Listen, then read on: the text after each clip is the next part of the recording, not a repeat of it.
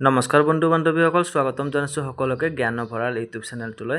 আপোনালোকে থাম্বনেইল দেখিয়ে গম পাইছে আজি আমি কিহৰ ওপৰত আলোচনা কৰিম। হয়, ঠিকে কৈছে, আজি আমি আলোচনা কৰিম যিটো হাই ছেকেণ্ডেৰী পৰীক্ষাৰ ৰিজাল্টৰ ওপৰত যিটো আপডেট আহিছে সেইটোৰ ওপৰতে আজি আমি আলোচনা কৰিম।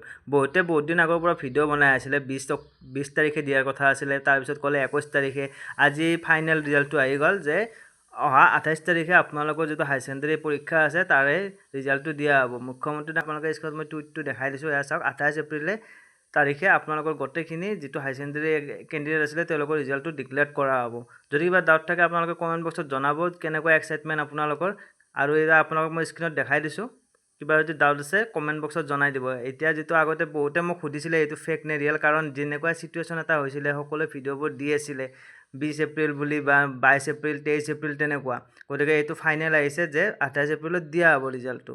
গতিকে আপোনালোকে চিন্তা কৰিব নালাগে, এইটো চাওক, আপোনালোকে দেখিব পাইছে স্ক্ৰীনত। তো এইটোৰ ওপৰতে বেছ কৰি মই বনাই দিছোঁ ভিডিঅ'টো।